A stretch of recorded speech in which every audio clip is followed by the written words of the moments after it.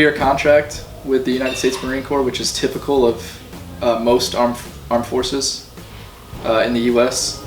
I was an 0331, which means infantry machine gunner.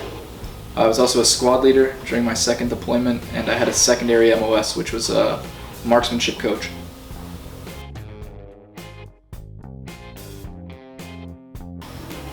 The obvious challenges of war in Afghanistan: small arms fire, ambushes, IEDs, but also the weather was a pretty big challenge. It's the desert doesn't retain heat, so you have cold, very extreme cold in the morning and very hot at night, so that was a challenge. Also, my second deployment, I was a squad leader, so I had to lead my peers, so it's a pretty big challenge. If you've ever been in a leadership role, I'm sure you know leading your peers is pretty difficult.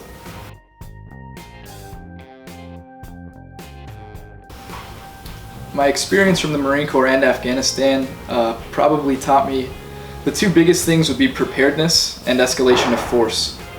If you think about any situation, whether it's one-on-one with somebody or two-on-one, or you have a group of people with you, your family, your squad, whatever, and you're in control of that situation, then escalation of force is something that you can't just practice that, you have to have experience. So I'd say that's the biggest one. And then, like I said, preparedness. Now that I'm a civilian, I prepare a different way. I don't prepare with a rifle and gear and a pack and boots on, but I prepare concealed carry, protecting my own home, things like that.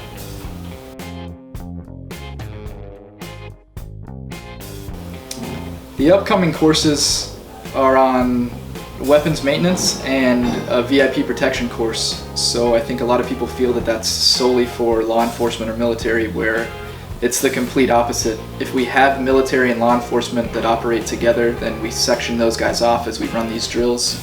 In the VIP course, for instance, we have an entire section devoted to weapons retention.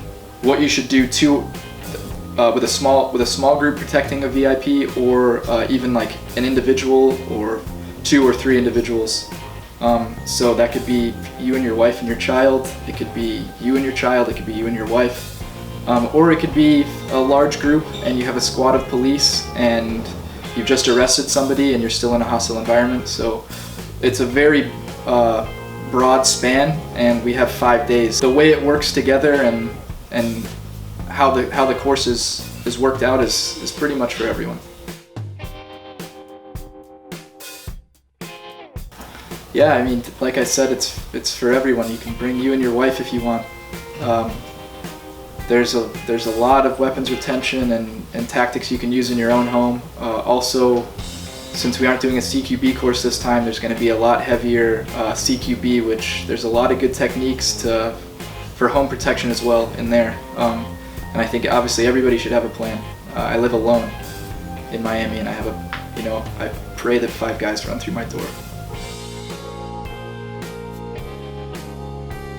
Just what we started with, the preparedness, I mean, coming to a course like this, I know it's pretty rare in Brazil, especially for civilian training. So I'd say any training that you can do, even to open your mind to some new ideas, you shouldn't really close the box on that, because you don't want to be stuck in a situation where you could have been prepared and you wish you were prepared, but now you aren't prepared, and you're dealing with whoever's life. If it's the people that you work with or your family, it's a horrible feeling. So, if you stay trained, then no doubt ever sets in.